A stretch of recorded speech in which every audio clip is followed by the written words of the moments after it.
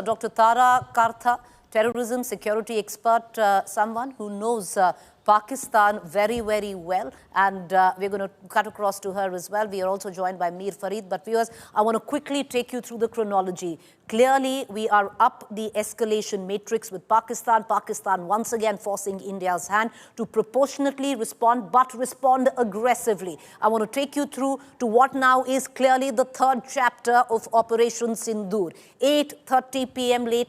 last night, you had Pakistan that seemingly has now crossed a red line because Pakistan attempted to not just attack India's military installations but also go off India's civilian installations, civilian residential areas. It began with an attempt to attack the Jammu airport, the Jammu airstrip there, along with the civilian areas, which was a combination of missiles, of drones, of fighter jets.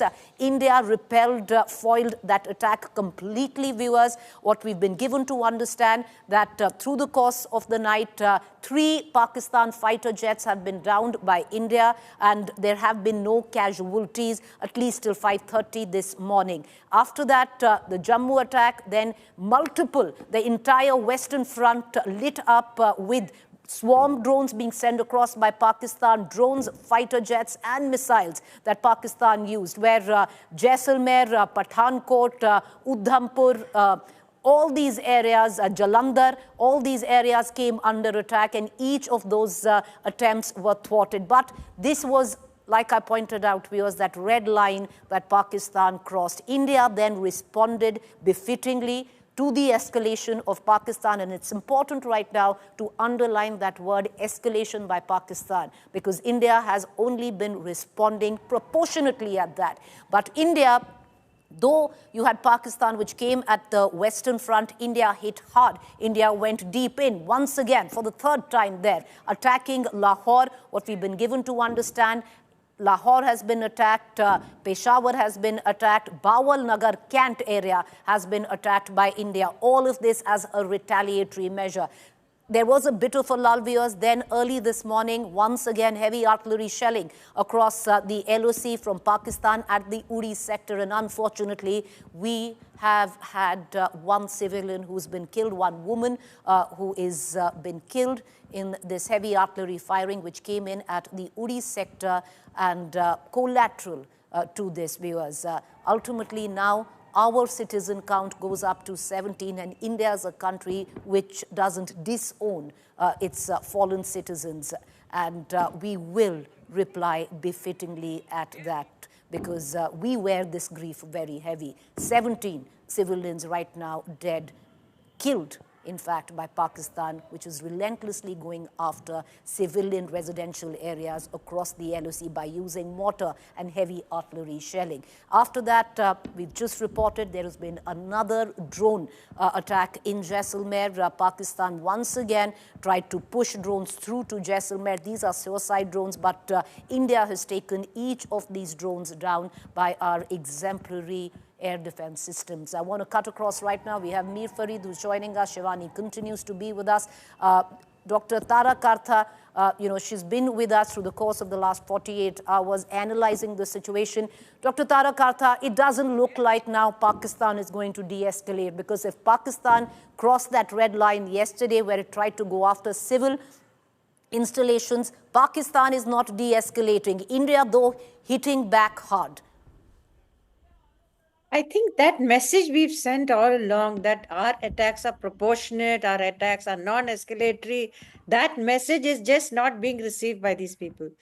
But then from what I've told you all, on this channel from the beginning, it did seem to me that Pakistan wants you to stay engaged and perhaps go to something short of war. It seems to me that is their objective.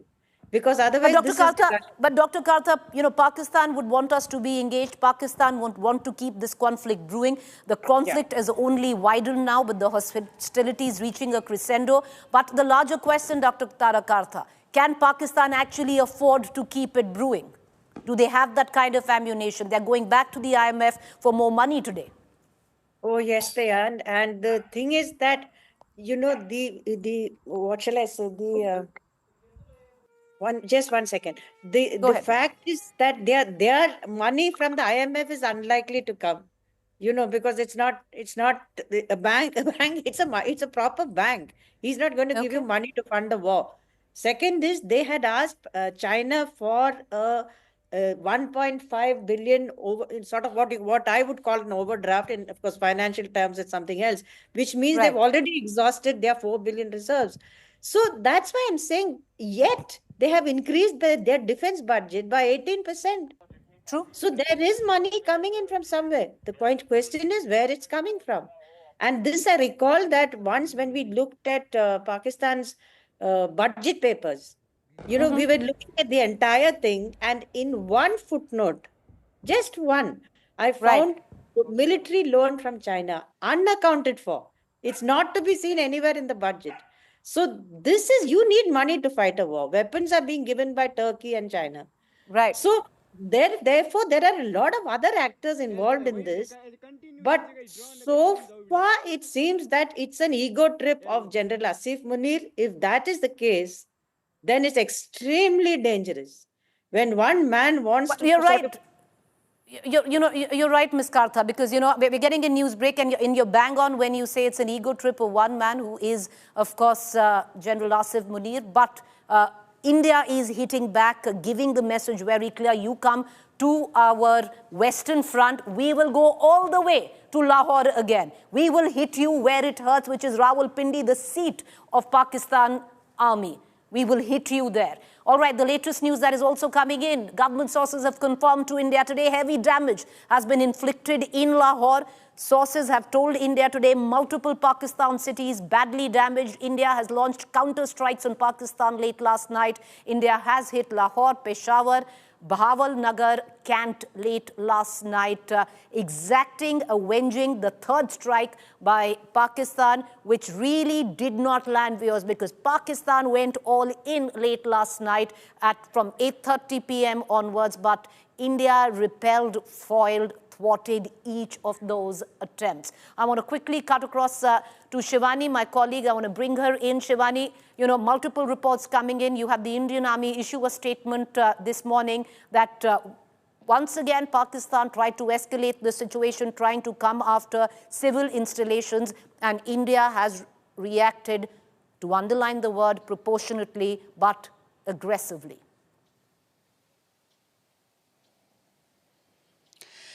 Preeti, what Indian Army says is that all these actions have been responded with force. That has a lot of meaning, that till now we were doing it proportionately, but now we are doing it with full force. We are not only neutralizing the threats coming our way, but we are banging and we are hitting Pakistan hard in multiple locations. Along the line of control also, the ceasefire violations have been on, but this time the shelling has been very heavy, intense and frequent from Pakistan's side, to which Indian Army is also responding with full force. That is repulsing these actions from Pakistan. Not only on the boundaries, we are getting to know that inside Pakistan also heavy damages have been inflicted. Remember that these damages started while Operation Sindoor was on. But yesterday morning also the air defense systems of Pakistan were destroyed and damaged by our missiles that went inside. And after yesterday's misadventure, that was again a foolish mistake by Pakistan. The Indian armed forces are into action, all the three services, in a coordinated action against Pakistan's misadventure, and they have inflicted heavy damages to Pakistan's military installations. Shivani, stay with me, and we're going to just take our viewers through that. Hold on to that thought, Shivani, because you just spoke of India inflicting heavy damage late last night, retaliatory in nature, responsive in nature, but very aggressive in nature, viewers. Taking you through on some of the cities that India attacked. Peshawar is one city that India hit last night, retaliating to Pakistan's attempt to attack India. Peshawar was one city. Lahore, once again, what we've been given to understand, viewers, that India has hit Lahore once again. How vulnerable Lahore is can clearly be stated, because yesterday, once again, in the afternoon, when India was retaliating to Pakistan's attacks or attempts to attack 15 key military installations India retorted early yesterday morning by attacking Lahore and destroying their ADS, their air defense system. And late last night, India once again attacked Lahore city. So what we know right now, Peshawar, Lahore, Bahawalnagar, we're going to take Karachi off just for now, viewers. We're going to wait for an official confirmation if at all Karachi was also attacked by our Indian Navy. Right now, there is no official confirmation. I want to cut across back to Dr. Kartha, who's with us, along with all our reporters who've been doing a fine job, viewers. It's not, there is this fog of war, there is so much disinformation, and one has to give it to journalists on ground who are constantly trying to sift through that disinformation and get you the facts of where they stand. It's not an easy job, but they are doing it.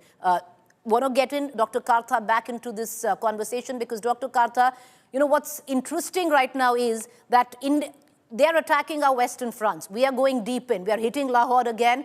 We've hit Peshawar. We've hit Bahawalnagar last night. Word came in of Karachi being hit. We are not confirming that because we want that confirmation to come in from the Ministry of External Affairs. Because if Karachi was hit, we are not confirming that, Dr. Kartha, because the Indian Navy comes in when there is a full-blown war and comes in when economic assets need to be taken down. If that has happened at all, we are saying it's not happened right now. But if and when that happens, when the Indian Navy kicks in, one, it will kick in at a time where the heat is too much at the Western Front and India will need assistance and also open up another theater, which will be the Indian Navy. And that will happen when big assets will be taken by the Indian Navy, economic assets of Pakistan.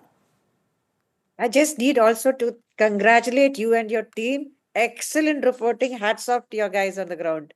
And I just wanted to mention there are multiple NOTAMs being issued for 8th to 13th May. This is by Indian Navy and I think Pakistan Navy. That I have to confirm.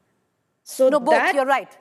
Yeah, so there is something brewing. I think there are 82, 83 nautical miles separate these two fleets in the ocean, which is very, very little. So there is all you need is what, but then I mean, not to sort of, add to a masala or something. This is something the two navies are used to.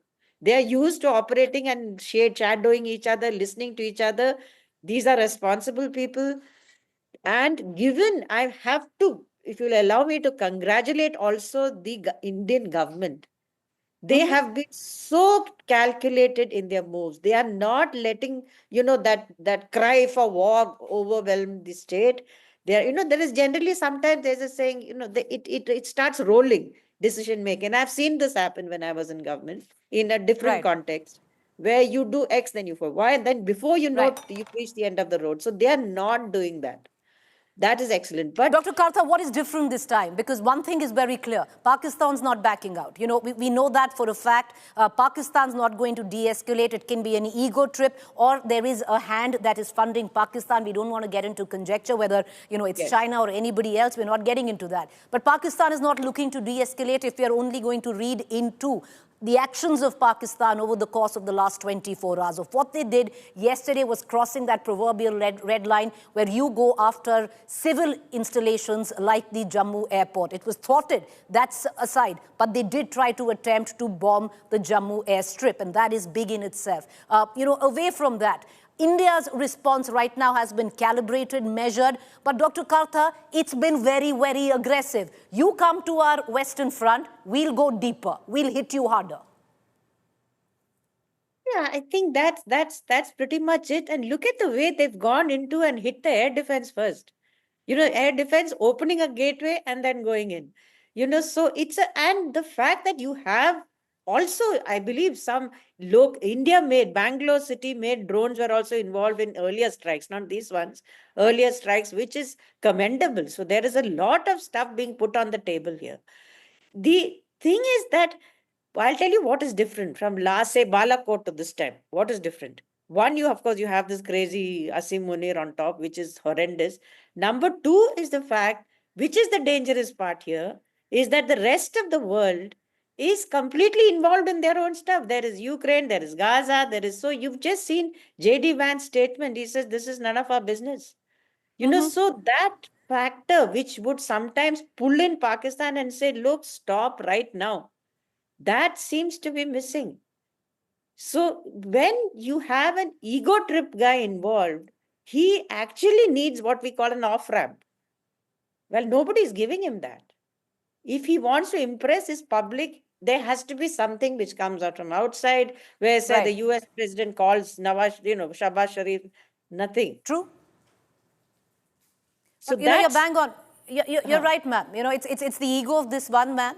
And we're going to, on the other side, I want to take our viewers through on where India stands, because it could be because of the ego of one man who is clearly on a suicide mission, if that is what is propelling him to do what he is doing right now. But what he has done, viewers, is, General Munir, that taken India and Pakistan's conflict, which could have clearly ended with India responding to getting, attacking, and neutralizing terror launch pads in Pakistan at the back of the Pahalgam attack. It could have just ended there, but it didn't. Yeah. But what has really happened is today we stand at the precipice where the conflict has only heightened and it's reached its crescendo, where we talk on the escalatory matrix right now, at least with what we've seen in the last 48 hours. We are now officially, viewers, whichever way we might want to look at it, in Chapter 3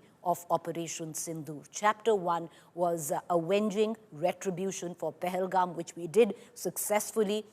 Chapter 2 was responding to Pakistan's escalation of attempting to attack 15 Indian military installations. Well, they could not even land one bomb on India. Each of those attempts were thwarted, but they did attempt it. And India responded befittingly by bombing Lahore's air defense system of Pakistan, and Rawalpindi, again a drone attack on Rawalpindi's army headquarters. And that must have hurt, because that is practically the seat of power where Pakistan is concerned, because that is where the all-consuming, all-pervasive army of Pakistan is headquartered. Well, with that was Chapter 2, Stage 2 of Operation Sindoor. Then Pakistan crossed that proverbial red line at last night, viewers, where it attempted to go after civil installations like the Jammu airport. You had drones swarms coming through, attempting to attack Jaisalmer. Rajasthan shares the longest borderline with Pakistan, completely lit, where it went after, where Jalandhar in Punjab, drones were sent, intercepted, neutralized by India.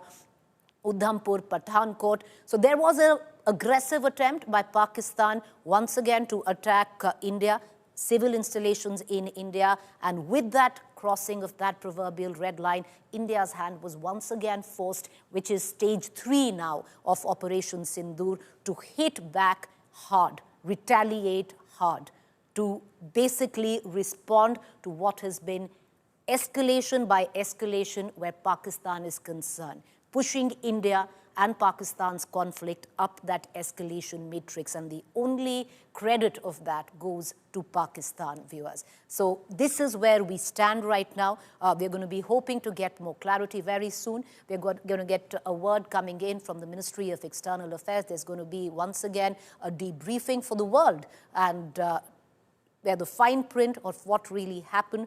What did Pakistan attempt? The misadventure, once again, it's embarked on. Many would suggest foolish, completely suicidal in nature.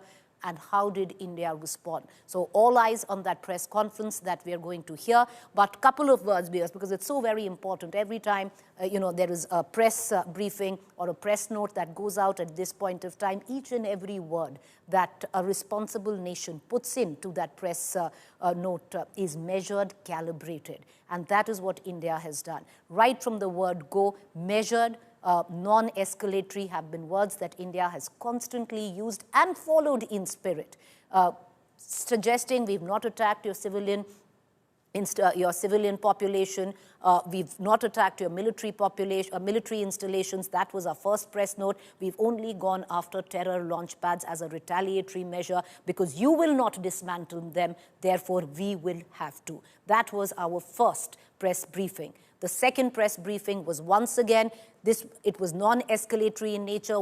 India's hand was forced to attack Pakistan's military installations, like dismantling their ADS system in Lahore, a response to Pakistan's escalation, grave escalation at that, where it attempted to attack 15 of India's key military installations. So once again, the words in that press briefing was measured. But the second time around, viewers, India also put in one word, which was proportionate response, that you will hit us, we will respond proportionately, aggressively. So it was important to read that. So what's really important now, viewers, in the third phase, how will India react? What will that debriefing to the world sound like? What will be our press note? What is the kind of language that we are going to use? Because for any responsible nation, right after there has been a conflict, the debriefing is very important because that's your messaging to the world. I want to bring in Dr. Kartha once again into this conversation. We are also going to cut across to our reporters. If we can quickly let me know who we have right now, and we'll go across to them. We're not giving out locations of our reporters, viewers, at all, because it's an ongoing operation. We are in its third phase. It will compromise the operation and also compromise the security of our reporters. I will, though, reiterate, it's not an easy job to report on war. You know, there are a lot of armchair journalists who will sit and pass commentary. It's not easy. There is so much disinformation.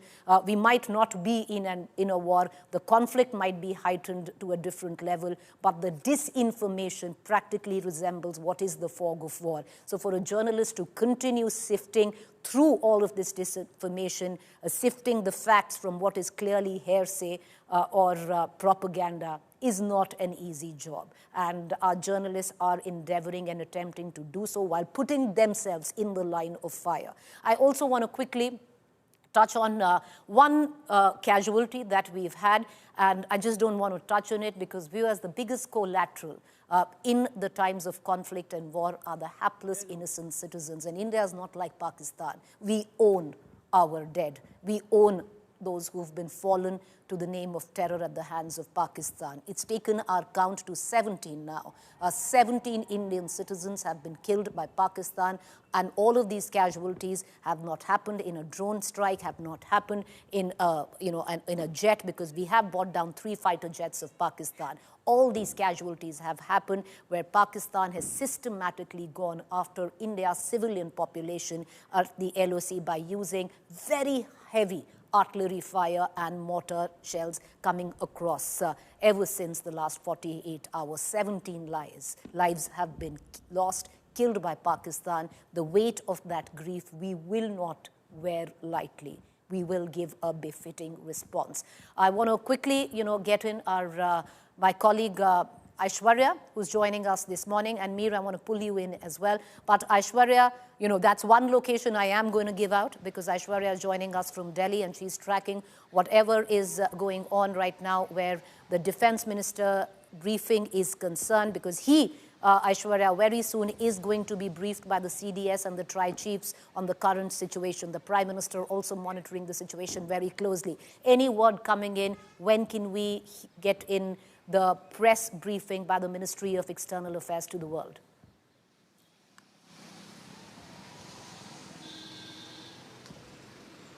Well, 9 a.m., Preeti, that's the time when we will see the MEA coming out and doing the press conference. We will also see them giving out clarifications also, because see, Preeti, one thing that has happened, and we did see it throughout the night, last night, it is the social media that was abuzz with a lot of information, and some of it was really not true. That's something that the government also at the moment is very keenly looking at.